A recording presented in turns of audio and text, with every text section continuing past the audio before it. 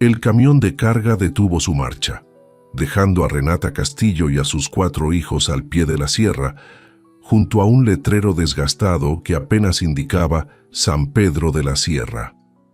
Arriba, entre las formaciones rocosas de un gris intenso y el cielo plomizo de enero, se distinguía la silueta de una vivienda incrustada en la montaña como una cicatriz antigua en el paisaje. El conductor le entregó 2 bolsas de lona que contenían todas sus pertenencias y partió sin pronunciar palabra.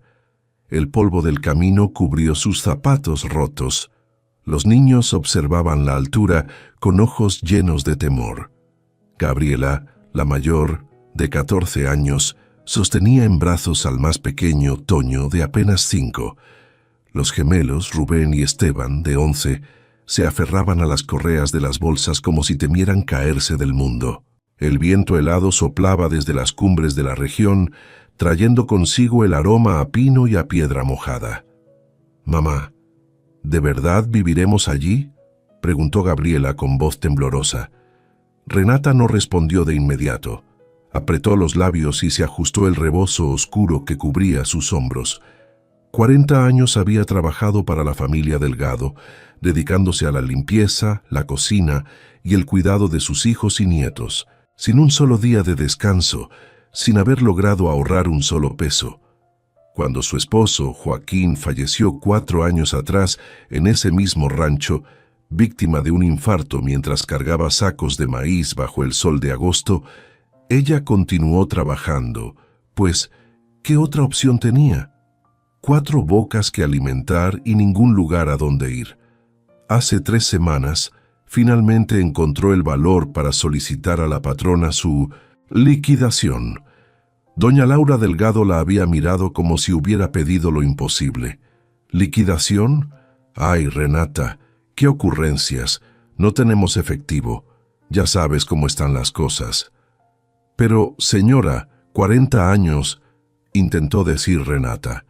Te voy a hacer un favor, interrumpió doña Laura con una sonrisa que no alcanzaba sus ojos. Tengo una casita metida en la roca allá arriba, cerca de San Pedro de la Sierra. Nadie la usa. Es tuya si la quieres, o si no, pues ni modo. Renata sintió el peso de la humillación caer sobre ella como una losa, pero no tenía alternativa. Aceptó.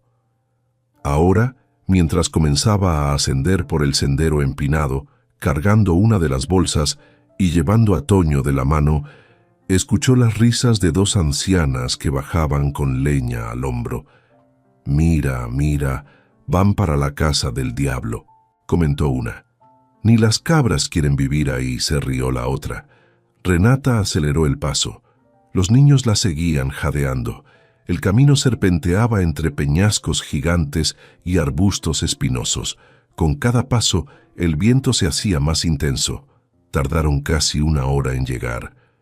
La casa emergía de la roca como si hubiera brotado de ella. Era pequeña, de adobe y piedra, con una puerta de madera carcomida y una única ventana sin cristal, cubierta con tablas viejas. El techo de lámina oxidada parecía a punto de desprenderse. Alrededor, solo silencio. Ni aves, ni insectos, ni voces. Solo el viento. Renata empujó la puerta. Crujió con un lamento prolongado, como si se resistiera a abrirse. Adentro el aire olía a humedad, a encierro, a olvido. El suelo era de tierra apisonada y fría.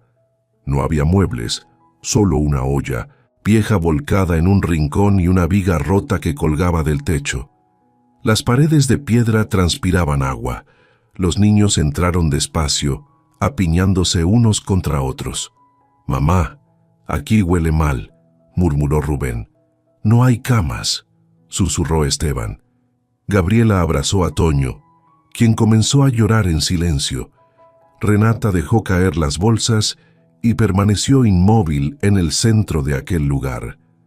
Por un instante, algo dentro de ella quiso romperse, quiso gritar, quiso llorar hasta el agotamiento, pero entonces sintió la pequeña mano de Toño apretándole el vestido. No llores, mamá, dijo el niño. Ella tragó saliva, se secó los ojos con el dorso de la mano y forzó una sonrisa que le dolía en el alma. No estoy llorando, mi hijito, solo tengo frío. Salió a buscar leña mientras los niños exploraban el lugar. Encontró unos palos secos cerca de la entrada y los llevó adentro. Improvisó una fogata en la olla vieja, usando un trapo empapado en aceite que encontró en una de las bolsas. Las llamas prendieron lentamente, chisporroteando. La noche cayó rápidamente en la sierra. El frío se volvió intenso. Los 5 se acurrucaron alrededor de la olla, envueltos en los rebozos y un par de cobijas raídas. El viento se colaba por las grietas de las paredes y producía un sonido extraño, como un llanto bajo y constante. «Mamá, la casa está llorando», susurró Gabriela. «Es solo el viento, mi niña». Pero Renata también lo sentía. Aquella casa no estaba vacía. No realmente. Había algo en las paredes, en el aire denso, en el olor a tristeza antigua, algo que le susurraba que no eran los primeros en sufrir allí. Toño se quedó dormido en su regazo. Los gemelos cerraron los ojos poco después. Gabriela luchó contra el sueño, pero finalmente se rindió. Renata, en cambio, no pudo conciliar el sueño. Observaba las sombras que proyectaba el fuego en las paredes de piedra, y fue entonces cuando lo vio. En la pared más alejada, donde la luz apenas llegaba, había algo tallado, letras, palabras. Se levantó despacio, procurando no despertar a los niños, y se acercó con la olla encendida en la mano. Las letras eran toscas, grabadas con algo afilado, quizás un cuchillo o un clavo. Decían: «También me dejaron aquí». El corazón de Renata latió con más fuerza. Bajó la olla y continuó leyendo. La vida no termina donde empieza el dolor, y más abajo, casi borrado por el tiempo: «Si alguien llega después de mí, busca bajo la piedra del rincón».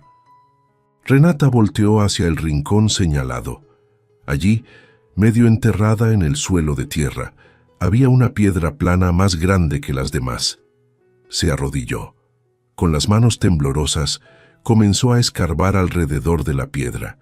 La tierra estaba dura, pero después de varios minutos logró moverla.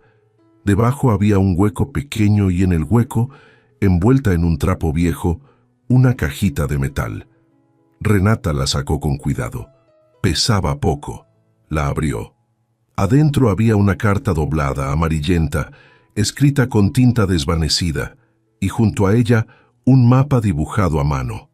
Renata desdobló la carta con dedos temblorosos y comenzó a leer a la luz del fuego. «Mi nombre era Amelia Solís. Trabajé para los Delgado durante 25 años. Me prometieron casa, salario, respeto. Me dieron esto. Me dejaron aquí hasta que enfermé y ya no pude bajar. Nadie vino, nadie preguntó. Si encuentras esto es porque ellos te hicieron lo mismo. No dejes que te olviden como me olvidaron a mí. En la montaña hay algo que ellos no quieren que nadie sepa. Búscalo, úsalo, no te rindas». Renata sintió un escalofrío que no tenía nada que ver con el frío. Miró el mapa. Mostraba la casa, el sendero y más arriba, marcado con una cruz, un punto en la montaña. Al lado de la cruz una sola palabra: «¿Verdad?».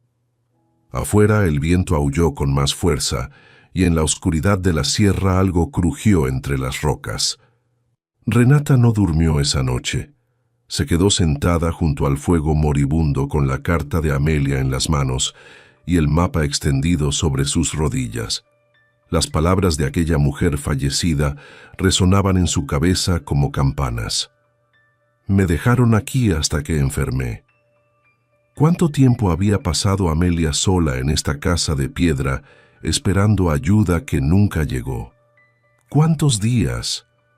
¿Cuántos meses? Renata miró a sus hijos dormidos. Gabriela respiraba con dificultad, como siempre que el frío la afectaba. Los gemelos se abrazaban para darse calor. Toño temblaba incluso en sueños. No podía permitir que esta casa se convirtiera en su tumba. Guardó la carta y el mapa dentro de su blusa, junto al pecho, y se recostó junto a los niños. Cerró los ojos solo cuando el amanecer comenzó a iluminar las grietas de la puerta. La despertó el llanto de 1200. Toño tenía hambre. Todos tenían hambre. Renata se incorporó con el cuerpo adolorido. Revisó las bolsas. Quedaban 3 tortillas duras, un pedazo de queso seco y medio litro de agua en una botella abollada. Partió las tortillas en pedazos pequeños y repartió el queso. Los niños comieron en silencio, sin quejarse, pero Renata veía en sus ojos el miedo que trataban de ocultar. «Mamá, ¿cuándo vamos a tener comida de verdad?», preguntó Rubén, con voz apenas audible. «Pronto, mi niño, voy a bajar al pueblo a buscar trabajo. Ustedes se quedan aquí y cuidan la casa». «Yo voy contigo», dijo Gabriela, levantándose. «No, tú cuidas a tus hermanos. No tardo». Gabriela apretó los labios, pero asintió. Renata se puso el rebozo, escondió bien la carta y el mapa y salió. El sendero de bajada era más peligroso de lo que recordaba.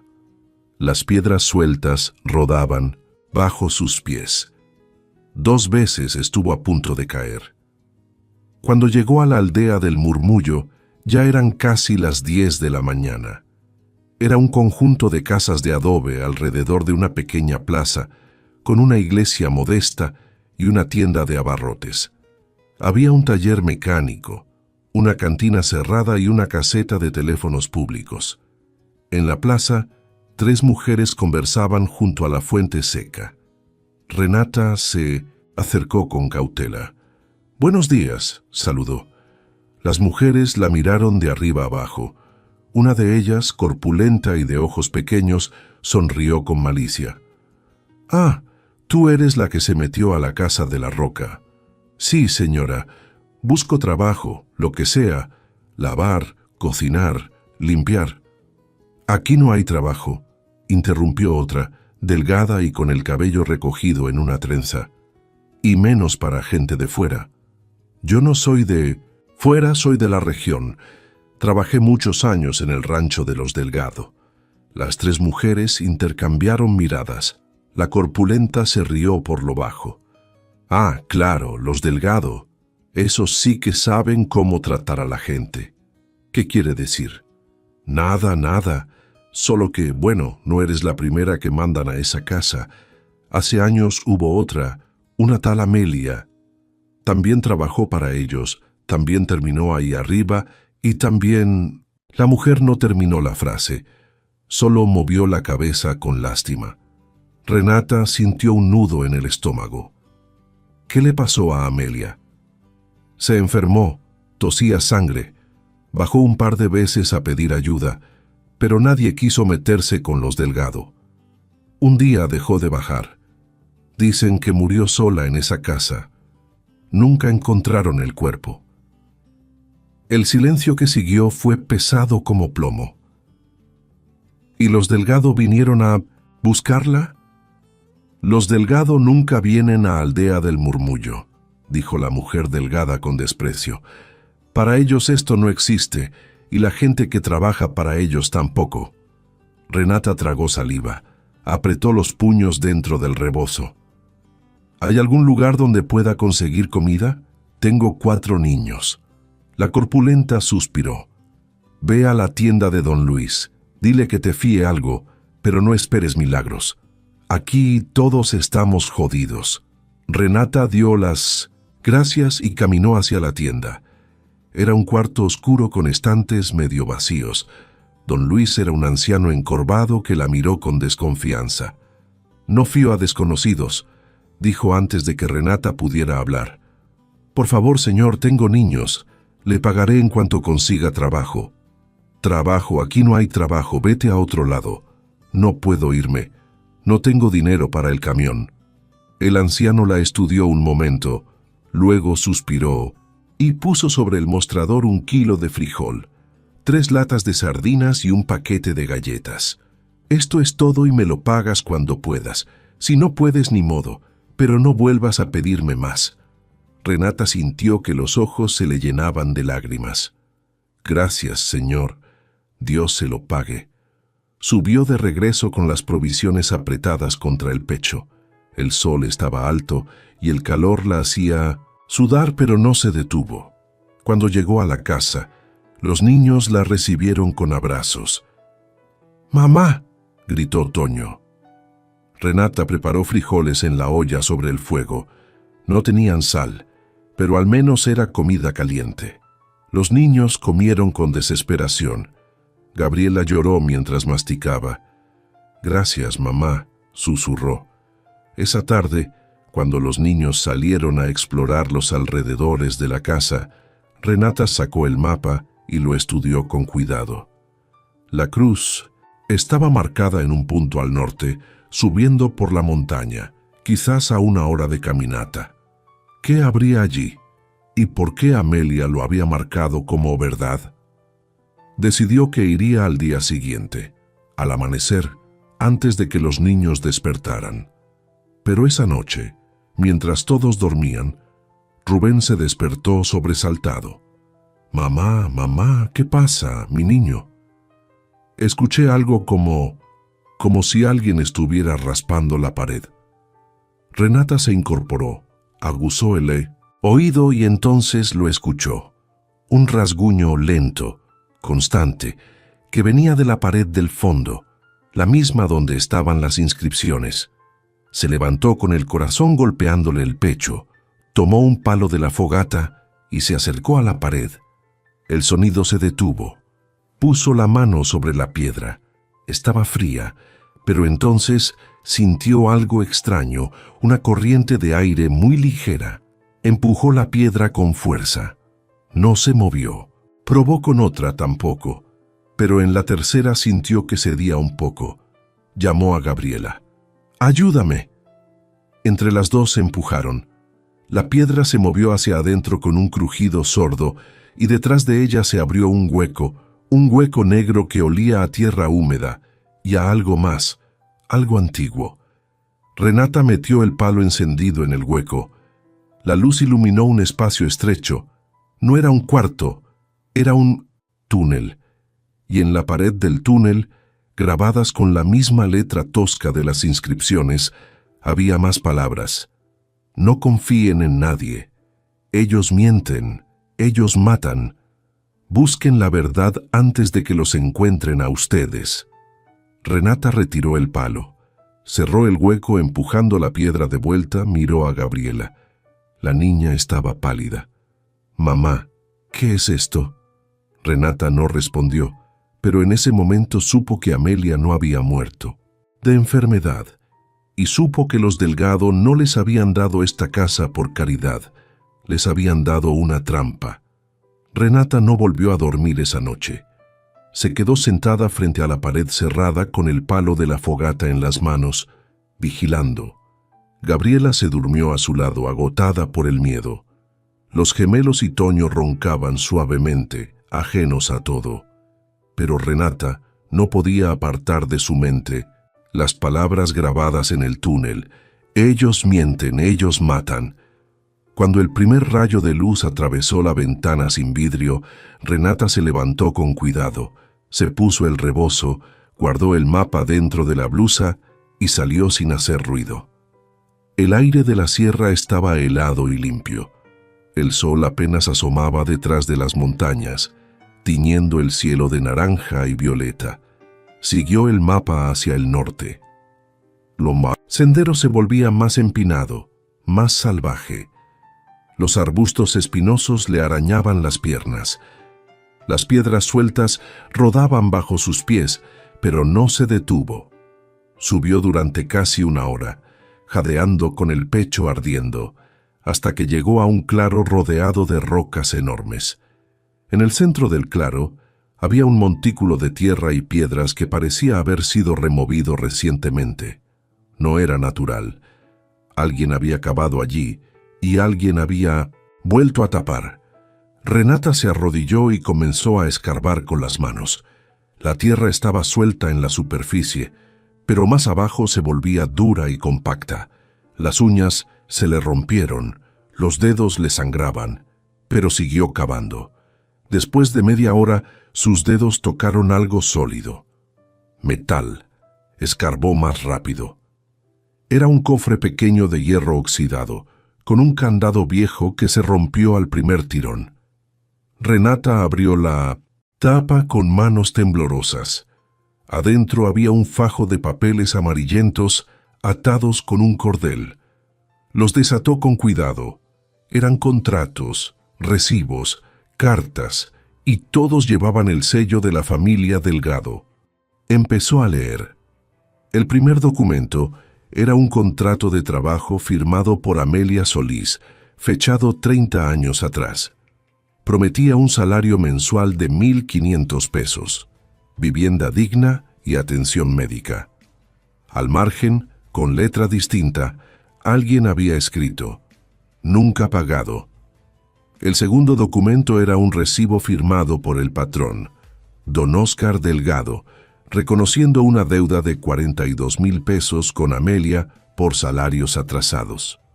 La firma estaba clara, la fecha también, pero el recibo nunca se había cobrado. El tercer documento era una carta escrita por Amelia dirigida a un abogado de Guadalajara. En ella, Amelia describía años de abuso, humillaciones, golpes y finalmente su encierro forzado en la casa de la Roca. Me trajeron aquí porque amenacé con denunciarlos. Me dijeron que si hablaba me matarían. Llevo 4 meses sin bajar. Estoy enferma. Necesito ayuda. Por favor. La carta nunca fue enviada. Renata sintió que se le cerraba la garganta. Siguió revisando los papeles. Había más contratos, más recibos, más nombres de mujeres que habían trabajado para los Delgado y nunca habían recibido su pago. Marta López, Clara Torres, Juana Salazar. Todas con deudas reconocidas, todas olvidadas. Y al fondo del cofre, envuelto en un trapo negro, había un cuaderno pequeño, un diario. Renata lo abrió. La primera página decía: si alguien lee esto es porque yo ya no estoy. Mi nombre es Amelia Solís. Este es mi testimonio. Renata leyó las primeras entradas con el corazón acelerado. Amelia describía su llegada al rancho de los Delgado, sus esperanzas, su trabajo duro.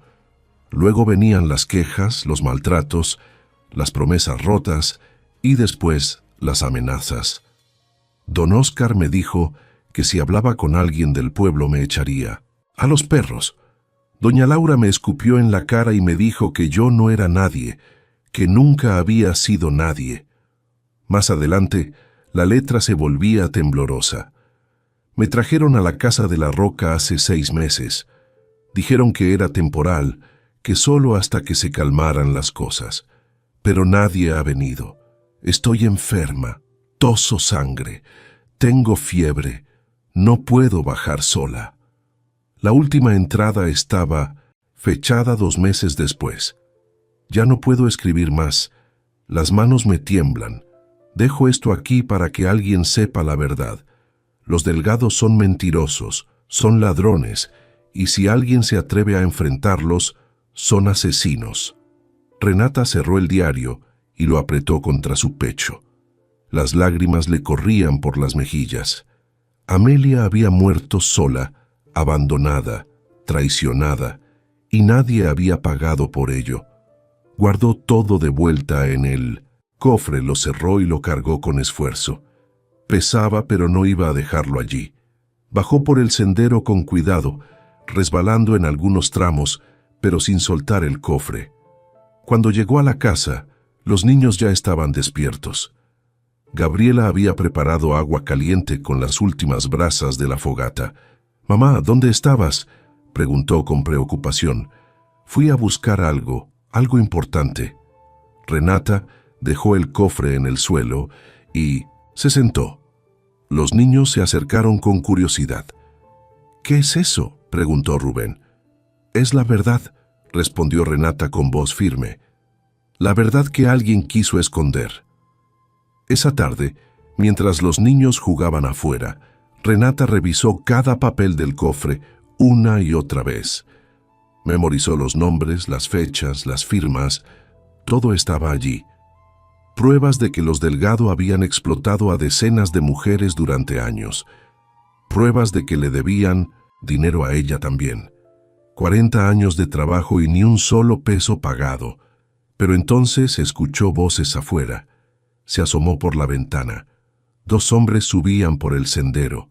Uno era joven, de sombrero y botas vaqueras. El otro era mayor, con bigote gris y camisa a cuadros. Los reconoció.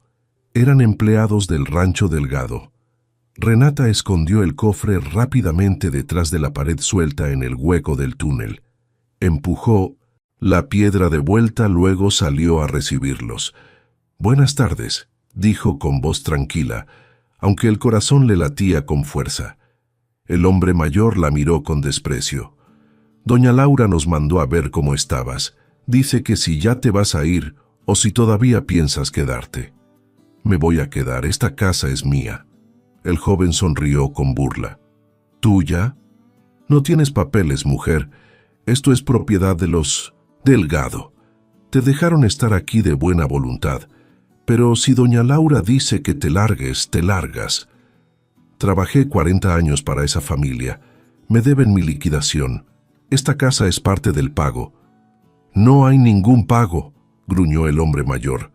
«Y si sigues jodiendo, te vamos a sacar de aquí a la fuerza».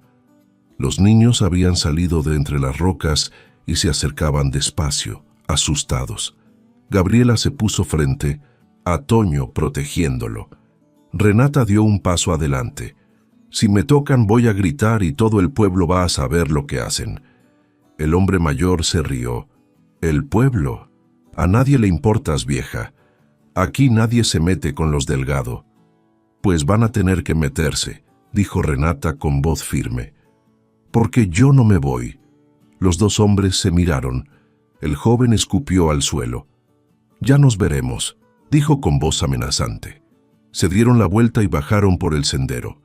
Renata los vio alejarse hasta que desaparecieron entre las rocas. Gabriela corrió a abrazarla. «Mamá, tengo miedo».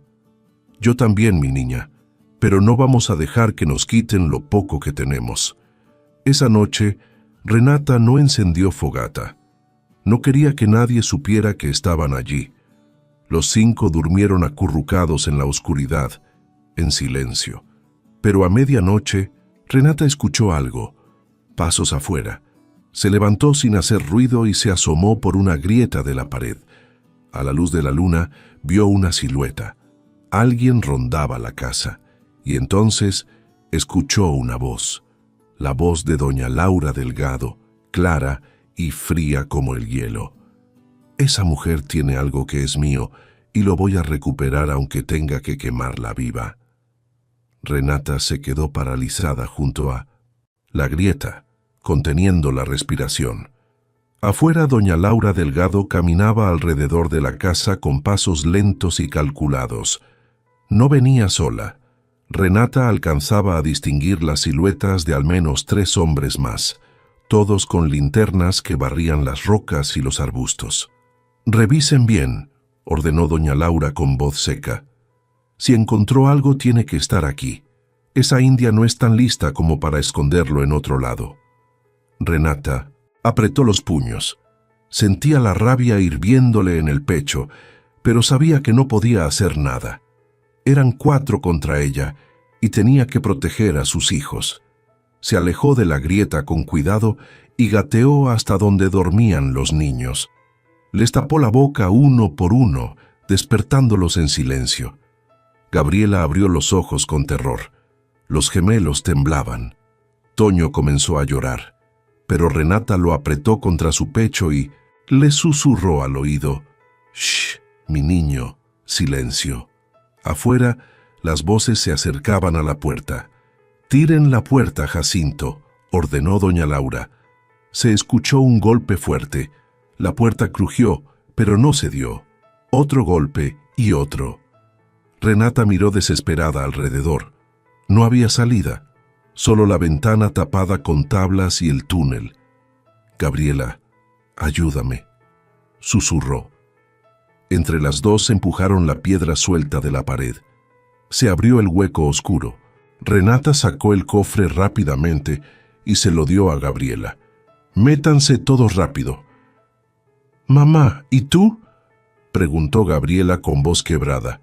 «Yo voy atrás, vamos». Los gemelos entraron primero, arrastrándose por el túnel estrecho. Luego Gabriela con Toño en brazos.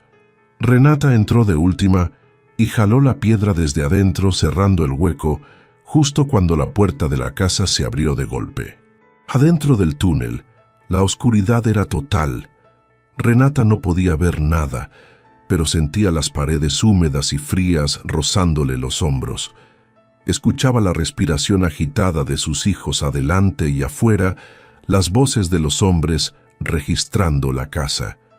«No está», gritó uno. «Imposible», respondió doña Laura. «Tiene que estar aquí. Busquen bien, levanten las piedras, rompan el piso si es necesario». Se escucharon golpes, patadas, cosas siendo arrastradas. Renata apretó los dientes, siguió avanzando por el túnel, empujando a los niños hacia adelante. El aire era cada vez más pesado, más difícil de respirar. El túnel bajaba en pendiente. No sabía a dónde llevaba, pero no tenía opción. Avanzaron durante lo que pareció una eternidad. Toño lloraba bajito. Rubén tosía. Gabriela murmuraba oraciones. Y de pronto el túnel terminó. Gabriela tocó algo sólido con las manos. «Mamá, no hay salida». Renata se arrastró hasta el frente y palpó la pared. Era de madera, vieja pero firme. Empujó con el hombro. No se movió. Empujó más fuerte. Nada. «Ayúdenme, niños, todos juntos». Los 5 empujaron con todas sus fuerzas. La madera crujió. Se escuchó un chasquido y de pronto cedió, abriéndose hacia afuera con un estrépito. Cayeron en cascada sobre un piso de tierra. Renata levantó la vista. Estaban en otro cuarto, pequeño, con paredes de adobe, un techo de vigas carcomidas y una ventana alta por donde entraba un rayo de luna. En un rincón había una cama de madera podrida y en la cama, cubierto por un zarape viejo, había un bulto. Renata se acercó despacio, levantó el zarape. Era un esqueleto pequeño, encogido, con jirones de ropa todavía adheridos a los huesos. En el cuello, un collar de cuentas rojas y, en las manos huesudas, aferrado como una última súplica, un rosario. Gabriela gritó. Renata le tapó la boca. «Silencio», susurró con voz ahogada. «Es ella, es Amelia». Los niños se abrazaron, llorando en silencio.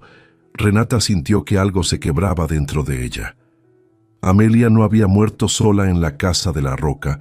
La habían encerrado allí, en este cuarto escondido, sin ventanas, sin salida, y la habían dejado morir de hambre y de sed.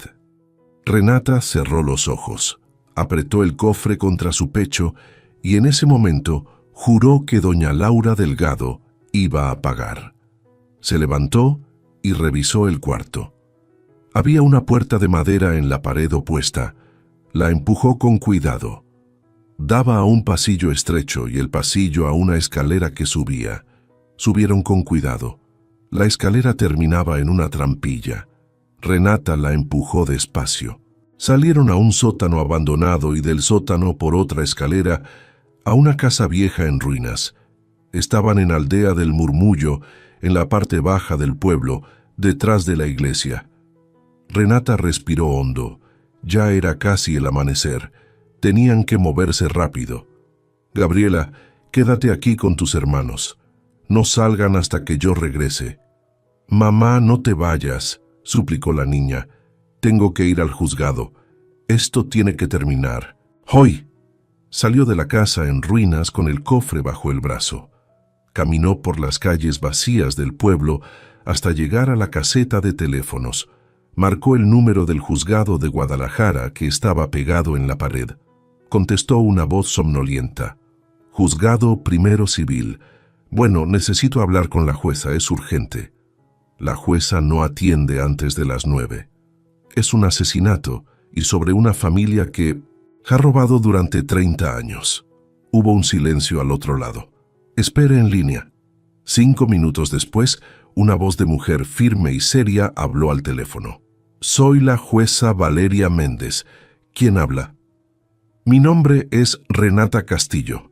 Encontré un cuerpo y tengo pruebas de que la familia Delgado ha explotado y robado a decenas de mujeres y de que asesinaron a una de ellas. La jueza guardó silencio un momento. ¿Dónde está usted? En Aldea del Murmullo, en la casa de la Roca. Voy para allá. No se mueva y no hable con nadie.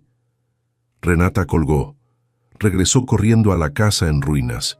Los niños seguían allí, abrazados, asustados. Renata los abrazó también. Ya viene ayuda, les dijo. Ya casi termina todo. Pero entonces escuchó voces afuera, pasos apresurados. Se asomó por una rendija de la puerta. Doña Laura Delgado venía bajando por la calle, seguida por sus hombres, y venía directo hacia la casa en ruinas. Alguien los había visto. Alguien les había dicho dónde estaban. Doña Laura golpeó la puerta con fuerza.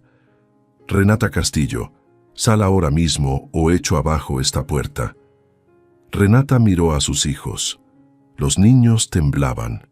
Gabriela la miraba con ojos llenos de terror, y entonces Renata tomó una decisión. Abrió la puerta. Doña Laura estaba frente a ella con el rostro crispado de rabia. A su lado, los 3 hombres la miraban con odio. «Dame el cofre», exigió doña Laura. «No te lo voy a dar aunque tenga que arrancarte los brazos». «Inténtelo», dijo Renata con voz firme. «Pero le advierto que la jueza ya viene en camino y que el cuerpo de Amelia Solís está en el sótano de esta casa y que todo el pueblo va a saber que ustedes la mataron». Doña Laura palideció. Los hombres se miraron entre sí nerviosos. «Estás loca», susurró doña Laura. «Nadie te va a creer. Las pruebas hablan por sí solas». Doña Laura dio un paso adelante, levantando la mano como para golpearla, pero entonces se escuchó el rugido de un motor. Una camioneta blanca con el sello del gobierno estatal se detuvo frente a la casa. Bajaron 3 hombres uniformados y detrás de ellos una mujer de traje gris y lentes, la jueza Valeria Méndez. Doña Laura retrocedió. «Esto es un malentendido», balbuceó. La jueza la miró con frialdad. «Señora Delgado, queda usted detenida para interrogatorio. Y usted, señora Castillo, venga conmigo. Tiene mucho que declarar». La jueza Méndez era una mujer delgada de unos 50 años, con el cabello recogido en un moño apretado y una mirada que no dejaba espacio para mentiras. Entró a la casa en ruinas, seguida por los 3 oficiales, y se detuvo frente a Renata. «Muéstreme lo que tiene», dijo sin preámbulos. Renata le entregó el cofre. La jueza lo abrió y comenzó a revisar los documentos uno por uno en silencio. Sus ojos se movían rápido sobre las páginas amarillentas. Los oficiales esperaban junto a la puerta, vigilando a doña Laura y a sus hombres, que permanecían afuera con las manos en los bolsillos y las miradas bajas.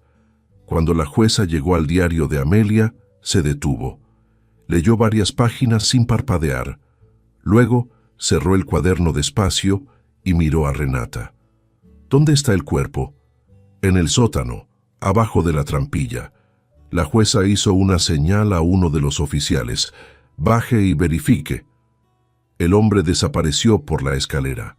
Pasaron 5 minutos. Luego regresó pálido. «Es verdad, licenciada. Hay restos humanos y por el estado llevan años allí». La jueza asintió, volteó hacia la puerta y llamó a doña Laura con un gesto seco. «Entre». Doña Laura entró con pasos vacilantes. Ya no tenía la seguridad de antes. Su rostro estaba tenso, los labios apretados, pero aún intentaba mantener la compostura.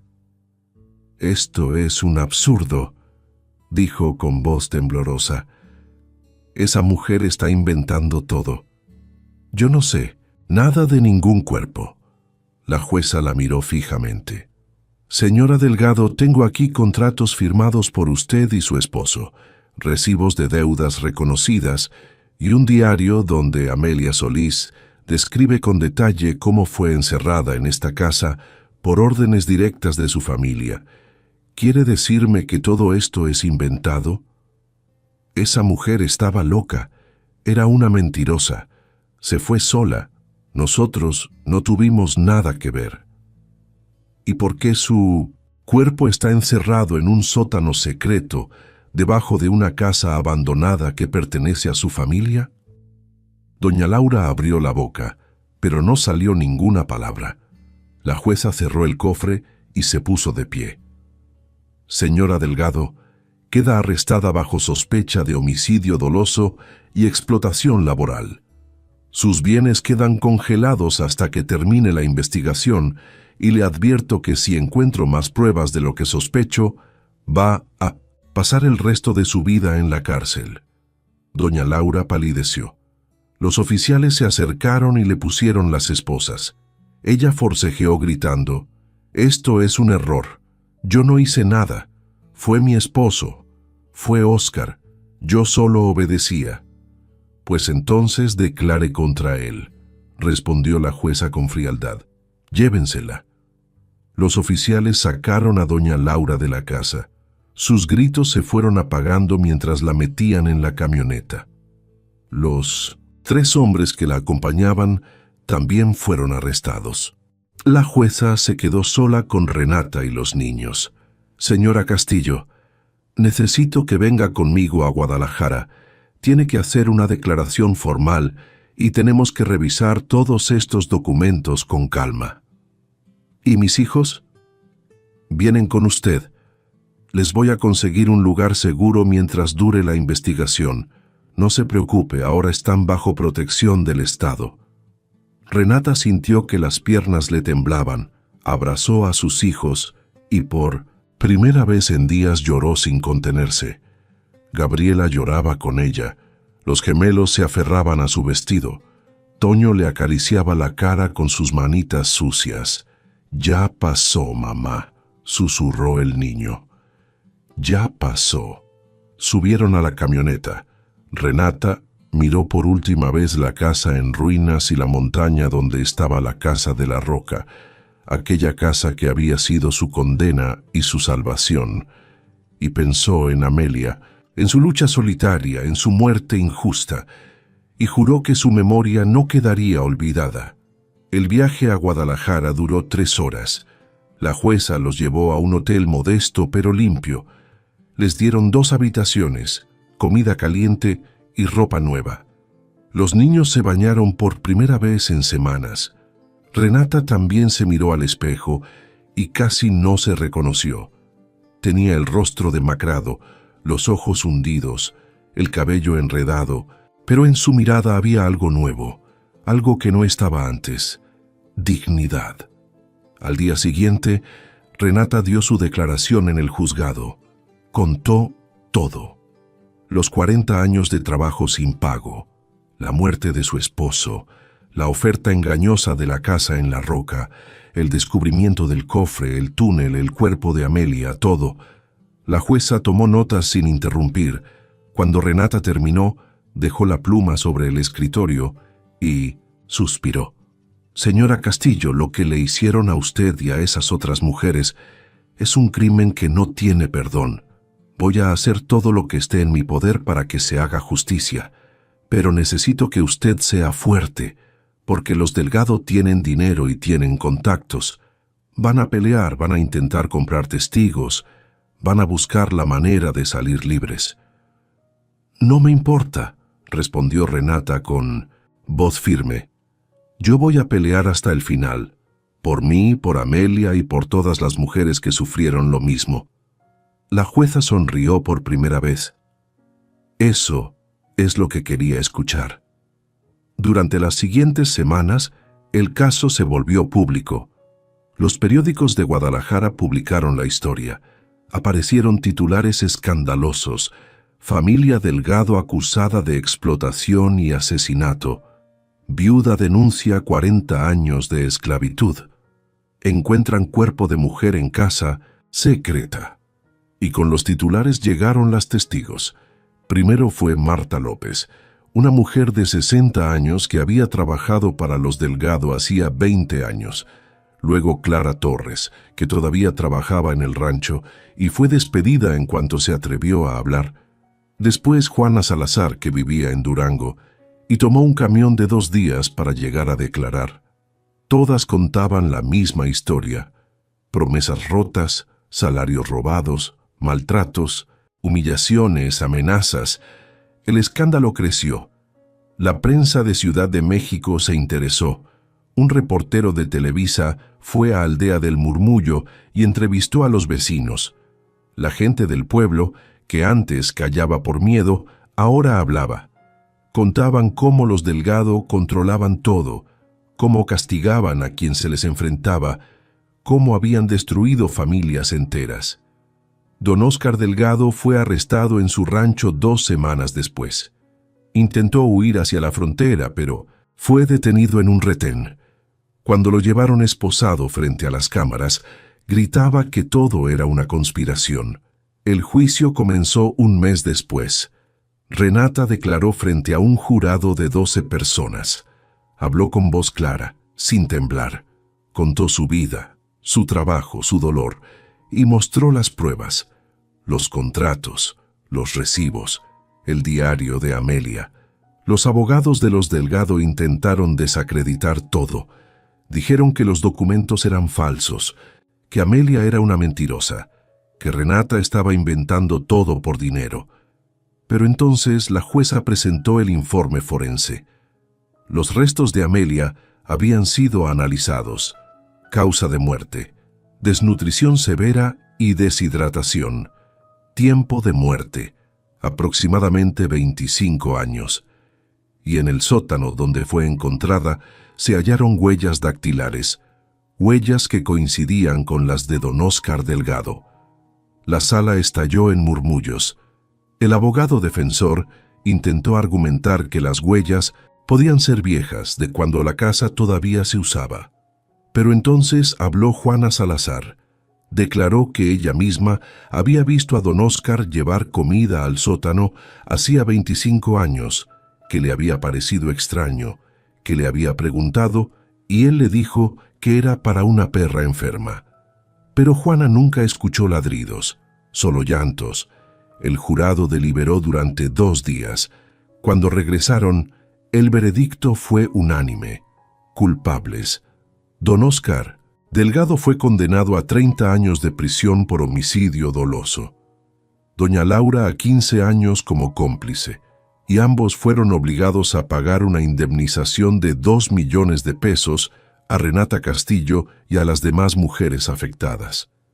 Renata estaba en la sala cuando leyeron la sentencia. No lloró, no gritó, solo cerró los ojos y apretó las manos de sus hijos. Afuera del juzgado, los reporteros la rodearon. «Señora Castillo, ¿cómo se siente?» Renata los miró a todos. «Me siento cansada, pero también libre». «¿Qué vas a hacer ahora?» Renata sonrió por primera vez en meses. «Voy a regresar a la casa de la Roca y voy a convertirla en un lugar donde ninguna mujer vuelva a sufrir sola». 3 meses después del juicio, Renata regresó a Aldea del Murmullo. Esta vez no llegó a pie cargando bolsas de tela y con los niños hambrientos. Llegó en un camión de redilas cargado con materiales de construcción, muebles y 5 trabajadores de Guadalajara que había contratado con parte de la indemnización. El pueblo entero salió a verla pasar. Las mismas mujeres que antes la habían visto con burla, ahora la saludaban con respeto. Don Luis, el dueño de la tienda, salió a la calle y le hizo una reverencia. Los niños corrían detrás del camión, gritando su nombre. Cuando llegaron a la casa de la Roca, Renata se bajó y se quedó mirándola un momento. Ya no le parecía amenazante, ya no le parecía una tumba. Era solo una casa que necesitaba vida. Los trabajadores comenzaron de inmediato. Arrancaron las láminas oxidadas del techo y pusieron tejas nuevas de barro. Repararon las paredes rellenando las grietas con cemento fresco. Instalaron ventanas de vidrio, pusieron un piso de loseta, construyeron un baño pequeño con tinaco y tubería que traía agua de un manantial cercano. Levantaron 3 cuartos adicionales con madera y adobe, y en la entrada colgaron un letrero de madera tallada que decía «Casa Amelia, refugio para mujeres». Gabriela ayudaba pintando las paredes de blanco. Los gemelos cargaban ladrillos y mezclaban cemento. Toño barría y les llevaba agua a los trabajadores. Y Renata supervisaba todo con el cabello recogido en una trenza y las manos llenas de cal. Un día, mientras descansaban bajo la sombra de un encino, Gabriela le preguntó: «Mamá, ¿por qué le pusiste Casa Amelia?» Renata miró hacia la montaña. «Porque ella fue la primera en pelear, la primera en dejar pruebas. Sin ella nosotros seguiríamos sufriendo y quiero que su nombre viva para siempre. ¿Crees que esté en paz?» «Creo que ahora sí». Las obras duraron 2 meses. Cuando terminaron, la casa de la Roca se había transformado. Ya no era el sepulcro frío y oscuro que Renata había encontrado. Ahora tenía luz, tenía calor, tenía esperanza. Renata usó otra parte de la indemnización para comprar despensa, cobijas, ropa y medicinas, y luego hizo correr la voz por todo Guadalajara.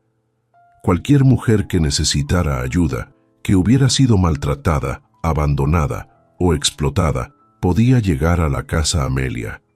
Allí habría comida, techo y respeto, sin preguntas, sin juicios. La primera en llegar fue una joven de 23 años llamada Camila.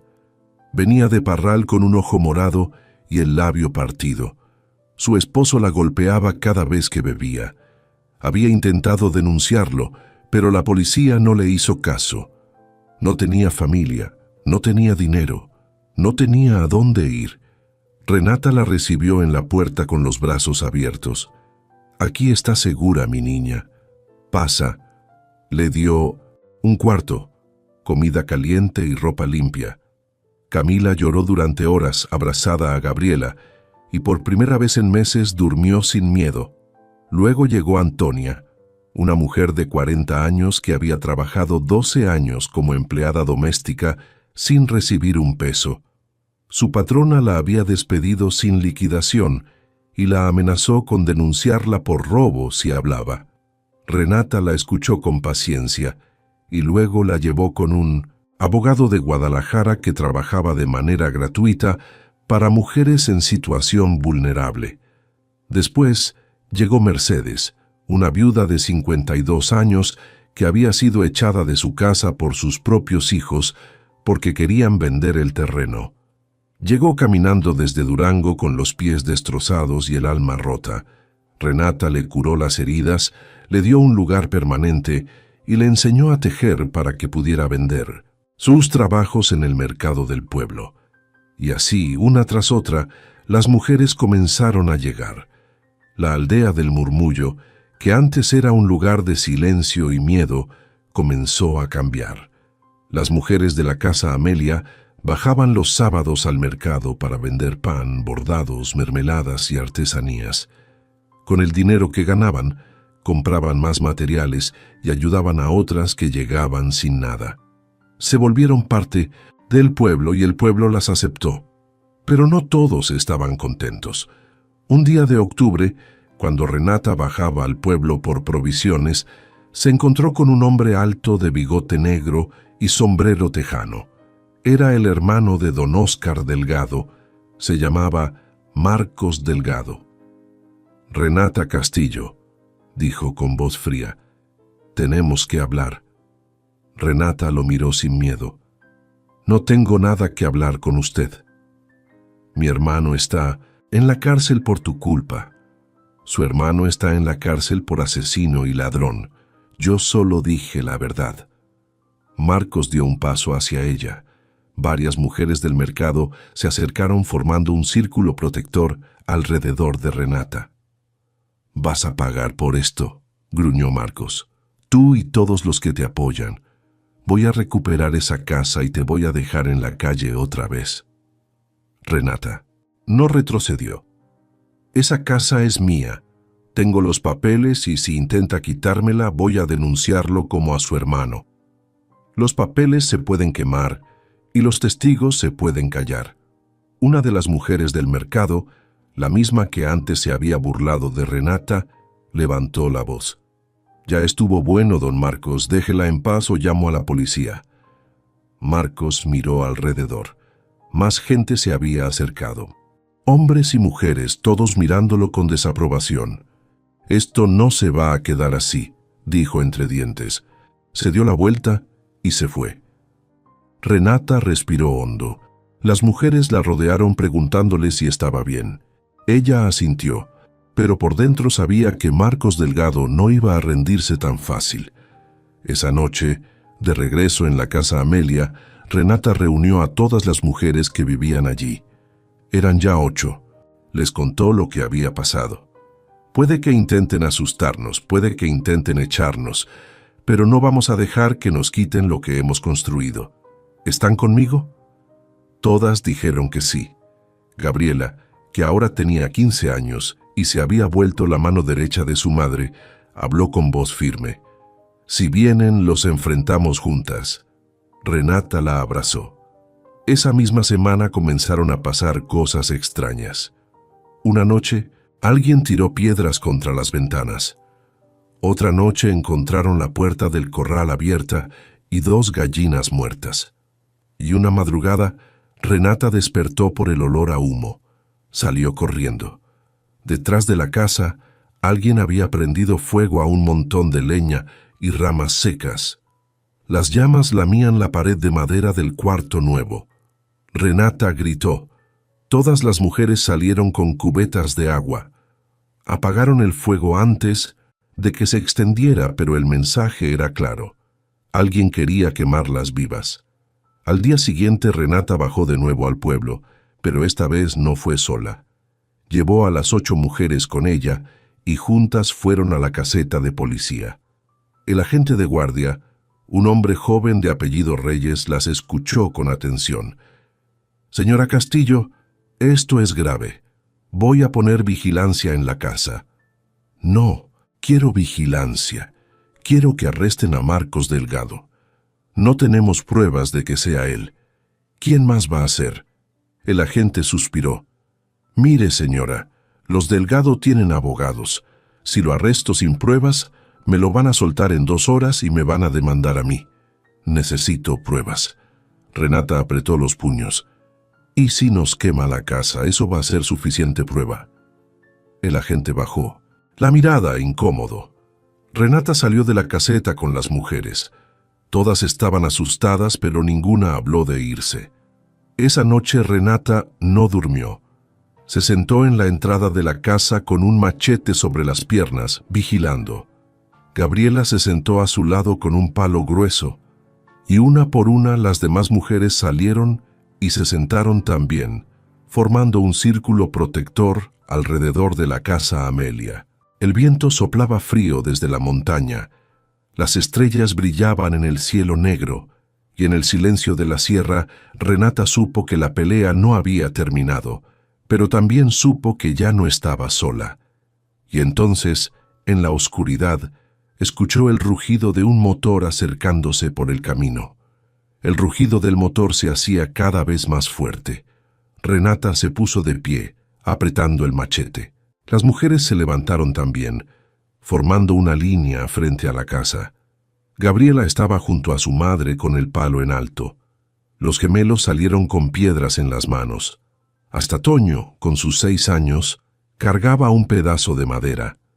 Del camino emergieron 3 camionetas. Se detuvieron frente a la casa con las luces altas encendidas, cegándolas. Las puertas se abrieron y bajaron 7 hombres. Marcos Delgado venía al frente con una botella de vidrio en la mano. Olía a gasolina. «Última oportunidad, Renata», gritó Marcos. «O te vas por las buenas o te saco a la fuerza». «Esta casa es mía», respondió Renata con voz firme. «Y no me voy a ir». Marcos se rió. Era una risa fría, sin humor. «¿Tuya? Esa casa nunca fue tuya. Mi hermano te la prestó por lástima, pero se acabó. La caridad. Ahora me pertenece a mí y si no te largas en 5 segundos, la quemo contigo adentro». «Hágalo», dijo Renata, «pero le advierto que esta vez no va a quedar impune. Todo el pueblo sabe que usted está aquí y la policía también». Marcos miró alrededor. Sus hombres parecían incómodos. Uno de ellos, un tipo delgado de sombrero de paja, murmuró: «Don Marcos, mejor vámonos. Esto se puede poner feo». «Cállate», gruñó Marcos, levantó la botella y prendió un trapo que sobresalía del cuello. Las llamas se avivaron. Renata no retrocedió, las mujeres tampoco. Y entonces desde el camino se escucharon más motores, más luces. Pero estas no eran de camionetas, eran de patrullas. Llegaron 3, se detuvieron en semicírculo bloqueando la salida. Bajaron 6 policías con linternas y armas. Al frente venía el agente Reyes y detrás de él la jueza Valeria Méndez. «Marcos Delgado», dijo la jueza con voz cortante, «suelte esa botella o lo arresto por intento de incendio». Marcos se quedó paralizado. La botella ardía en su mano. Los policías apuntaron sus linternas hacia él. «Esto es mi propiedad», gritó Marcos. «Tengo derecho a estar aquí». «No, no lo tiene», respondió la jueza, sacando un papel de su portafolio. «Tengo aquí una orden judicial que reconoce a Renata Castillo como única dueña de esta casa y el terreno circundante, firmada por el juez primero de Guadalajara hace 3 días. Si no se retira de inmediato, será arrestado por allanamiento, amenazas y tentativa de homicidio». Marcos miró el papel, luego a los policías, luego a Renata. Su rostro se retorcía de rabia. «Esto no es justo. Mi familia construyó esta casa». «Su familia encerró a una mujer y la dejó morir», dijo la jueza con voz helada, «y luego intentó hacer lo mismo con otras. No hable de justicia, señor Delgado. Usted no sabe lo que significa». Marcos apretó los dientes. Por un momento, pareció que iba a lanzar la botella de todas formas, pero entonces uno de sus hombres le puso una mano en el hombro. «Patrón, no vale la pena. Vámonos». Marcos tiró la botella al suelo con rabia. Las llamas se apagaron en la tierra. Los policías se acercaron y lo esposaron. Él no puso resistencia, pero sus ojos estaban clavados en Renata, odio puro. «Esto no termina aquí», susurró mientras lo metían a la patrulla. «Para usted sí», respondió Renata. Las patrullas se fueron con Marcos y 2 de sus hombres arrestados. Los demás huyeron a pie. El silencio regresó a la sierra. La jueza Méndez se acercó a Renata y le entregó el documento. «Guárdelo bien, es suyo. Nadie puede quitárselo». Renata tomó el papel con manos temblorosas. Lo leyó despacio, aunque apenas podía ver las letras por las lágrimas que le nublaban la vista. Allí estaba su nombre, Renata Castillo, propietaria legítima. «Gracias, licenciada», susurró. «Gracias por todo». La jueza sonrió. «Usted hizo la parte difícil, señora Castillo. Yo solo hice mi trabajo». Se despidieron, las patrullas se alejaron y cuando el último ruido de motor desapareció, las mujeres de la casa Amelia estallaron en 1900 gritos de alegría. Se abrazaban, lloraban, reían. Gabriela abrazó a su madre con tanta fuerza que casi la tira. Los gemelos daban vueltas gritando. Toño saltaba como conejo. Renata las abrazó a todas una por una y luego las reunió en el centro de la casa, bajo el techo nuevo, junto a la fogata que ardía en la chimenea de piedra que habían construido. Esto, dijo con voz quebrada por la emoción, no es solo mío, es de todas, de Amelia que peleó primero, de ustedes que tuvieron el valor de quedarse y de todas las mujeres que van a venir después.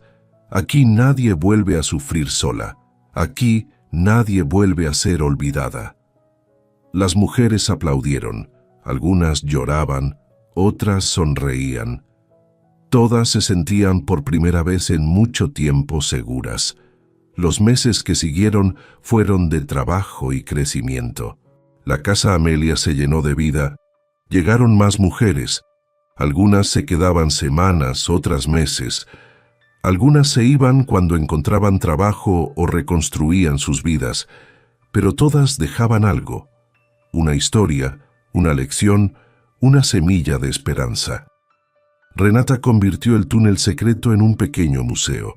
En las paredes colgó las inscripciones que Amelia había dejado, protegidas con vidrio, y en el centro, sobre un pedestal de madera, puso el cofre con los documentos originales.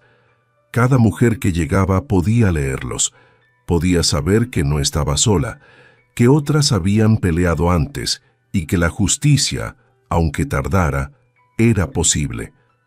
Gabriela terminó la secundaria y comenzó a dar clases a las mujeres que no sabían leer.